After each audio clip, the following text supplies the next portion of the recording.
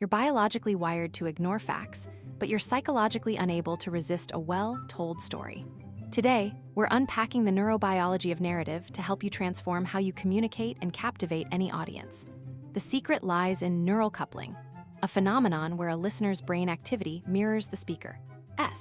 When you describe a sensory experience, the listener's motor and sensory cortexes light up as if they were performing the action themselves.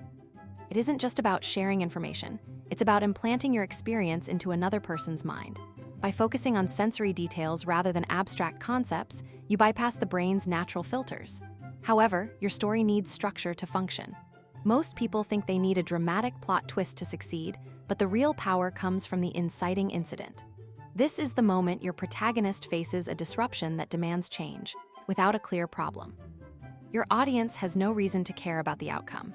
Surprisingly, the most compelling stories often feature a flaw in the hero that makes them relatable. We value vulnerability because it signals authenticity in a world of curated perfection. Want to know the specific narrative framework that keeps people watching until the final second? Great storytelling isn't about being a poet. It's about bridging the gap between your intent and the listener's empathy.